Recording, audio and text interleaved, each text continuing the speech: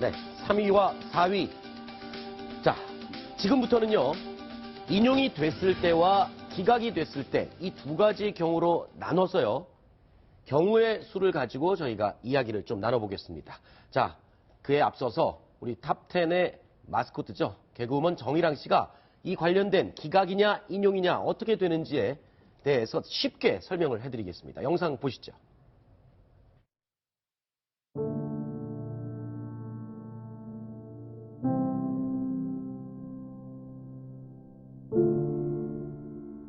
내일 오전 11시면 박근혜 대통령의 탄핵 심판 결과가 나옵니다. 저희 재판부는 이 중요한 심판을 차질 없이 진행하여야 한다는 무거운 책임감을 느끼고 있습니다. 지금부터 여러분들이 궁금해하시는 박 대통령의 탄핵 심판, 인용이냐 기각이냐 이 두 가지 경우의 수를 놓고 박 대통령의 앞으로의 행보를 알아보겠습니다.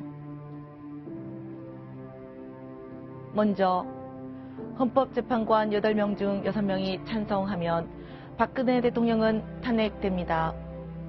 그 즉시 전직 대통령이 됩니다. 그리고 청와대에서 나와야 합니다. 연금 못 받습니다. 경호는 받을 수 있습니다. 아울러 검찰 조사도 빨라질 수 있습니다. 다음으로는 헌법재판관 3명이 반대했을 경우입니다. 탄핵이 기각이 되고요. 이때는 간단합니다. 곧바로 대통령 국정에 복귀합니다. 그리고 임기 다 채우고 퇴임하면 됩니다. 헌법재판소에서는 재심 없습니다.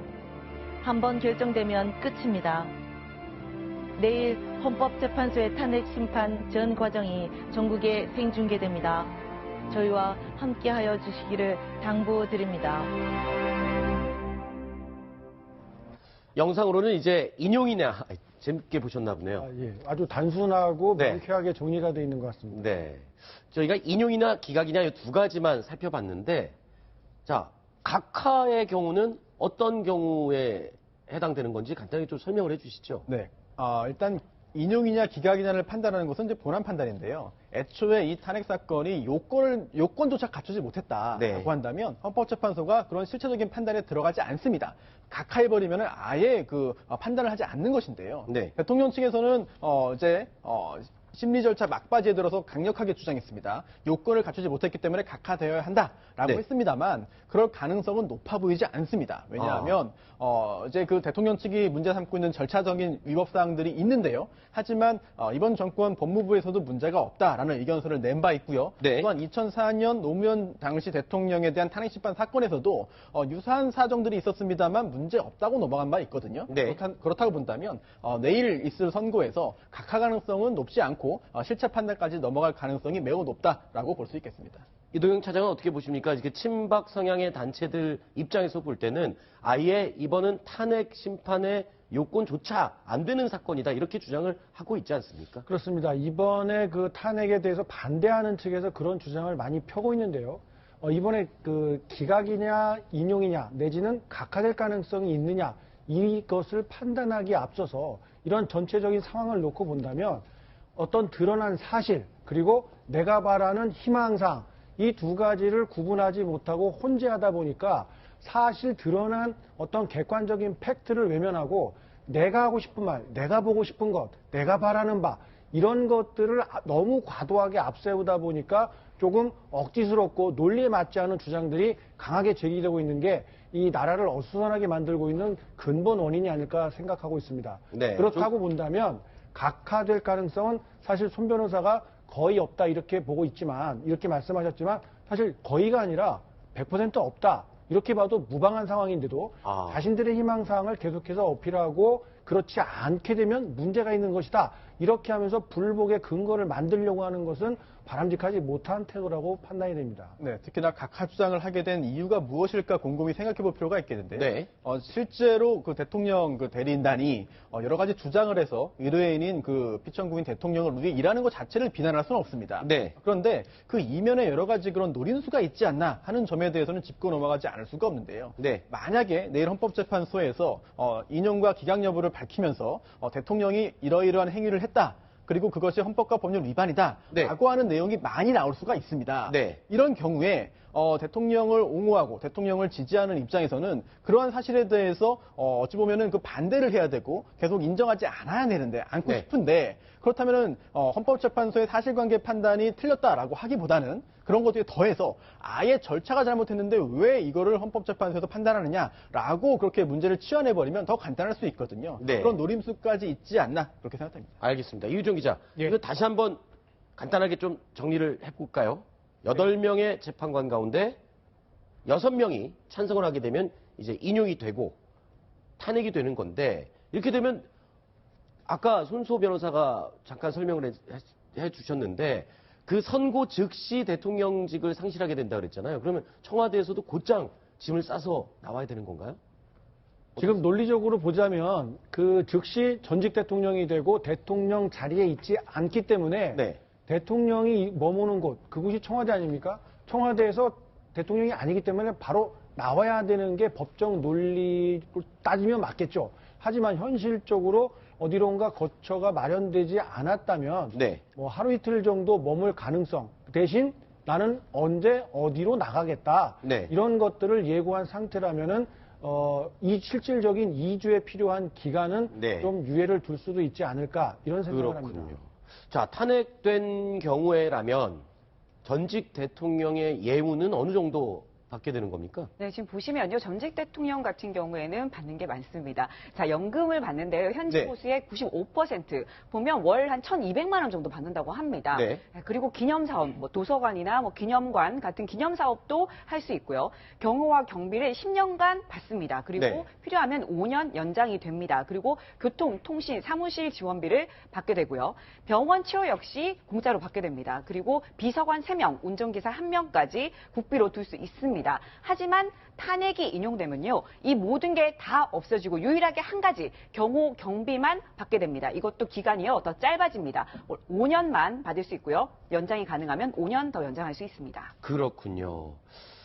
자, 그리고 이 탄핵이 인용될 경우의 이야기를 지금 저희가 나눠보고 있는데요. 박근혜 대통령이 지금 집이 그 삼성동에 자택이 있지 않습니까? 이 네. 삼성동 자택에 대해서 좀 간단하게 설명을 해주실까요? 네, 이 삼성동 주택 건물은요, 생각보다 좀 오래됐습니다. 보시는 네. 것처럼 2층짜리 건물인데요, 1983년에 완공이 됐어요. 그러니까 지금 한 34년 정도 된 건물이죠. 아이고, 네. 네, 그런데 박근혜 대통령은 1990년에 이 건물을 사서 이사를 했습니다. 네네. 그리고 여기서 정치를 시작했고요. 대통령이 되기 직전까지 2013년 2월까지 무려 23년을 여기 거주했고요. 가격은 꽤 비쌉니다. 삼성동이잖아요. 그러다 네. 보니까 25억 3천만 원 매매가입니다. 그렇군요. 근데 이게 원래 이 집이 지금 새로 짓기로 임기를 마치고 돌아올 때 그때 지낼 수 있도록 새로 다 지을 계획이 있었다면서요? 네, 그렇습니다. 지금 보시면요. 네. 여기가 다 주택가예요. 네네. 그러다 보니까 원래 이제 경호를 하려면 네. 이렇게 뭔가 다 전체적으로 내려다 보이는 건물이 있어야 되는데 아. 주변이 다 주택가니까 그런 건물이 마땅히 없는 거죠.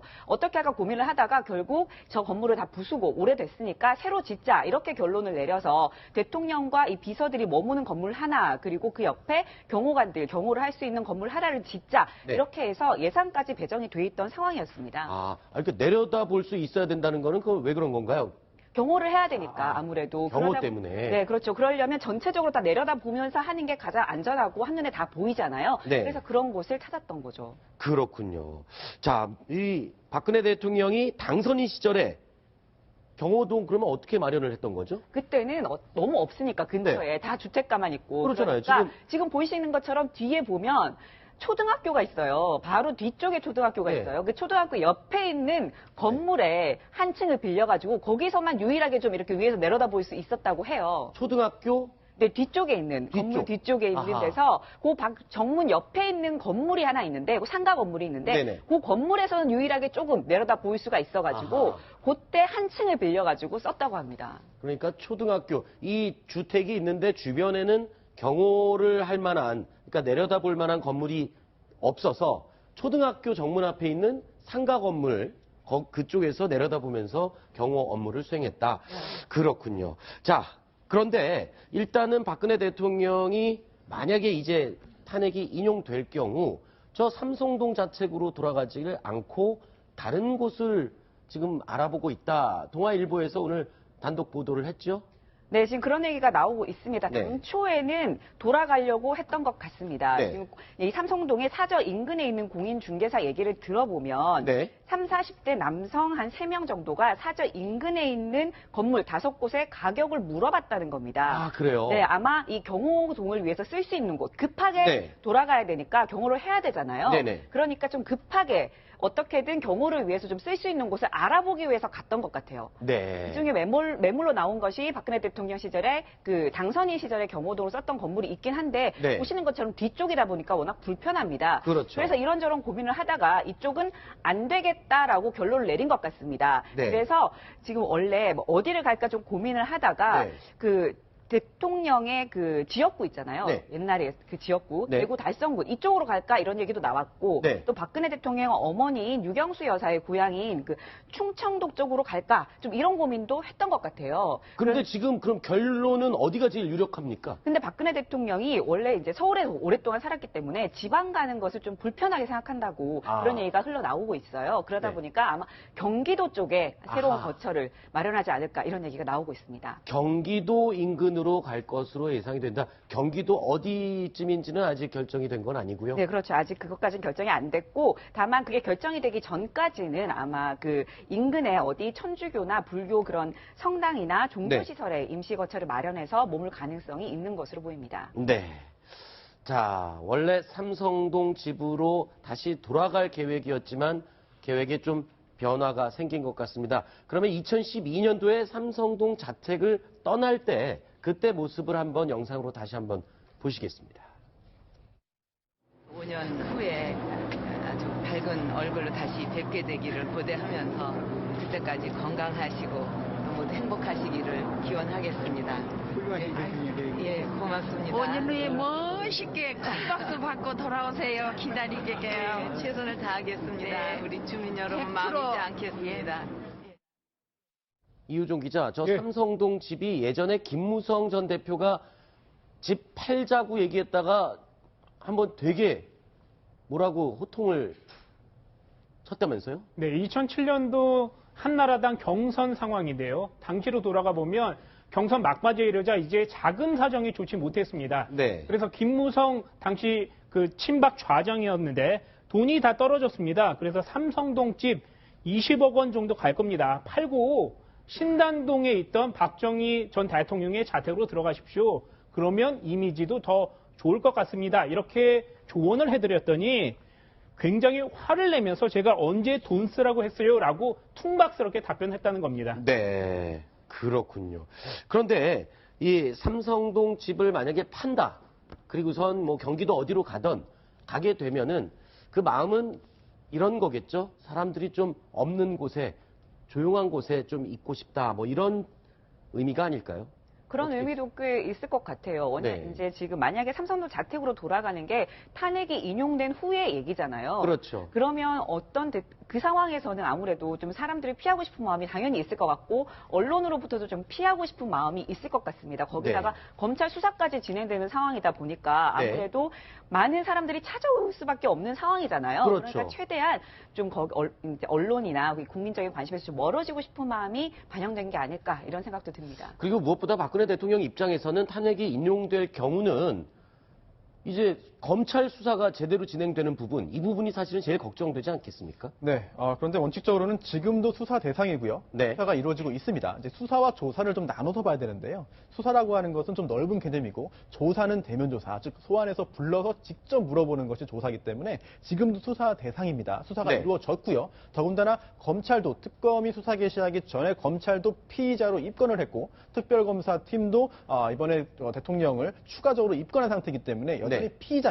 따라서 수사에는 전혀 지장이 없고 일단 그 강제 수사가 문제가 되는데요. 지금은 이제 그 아직 현직 대통령이기 때문에 강제 수사를 하지 못한다는 해석이 우세했고 그러다 보니까 검찰, 특검도 강제 수사를 못했습니다. 그러나 만약 탄핵이 인용되어서 이제 즉각 그 즉시 대통령이 더 이상 아니게 되면은 사실은 피의자에 대한 조사, 이제 강제 수사, 즉 체포나 구속에 대해서 제한이 없어지거든요. 따라서 이런 경우에는 검찰이 충분히 할 수 있기 때문에 지금 현재 그 특검으로부터 넘겨받은 자료를 검토하고 있다고 하니까 만약 탄핵이 인용돼서 파면된다고 한다면 검찰의 조치가 언제 이루어질 것인지, 과연 어느 정도 신속하게, 어느 정도 강력하게 이루어질 것인지 지켜봐야 될 것 같습니다. 알겠습니다. 자, 지금까지는 탄핵 인용이 될 경우를 가정을 해서 이야기를 쭉 나눠봤고요. 자, 다음 순위 내용 확인해 보시겠습니다.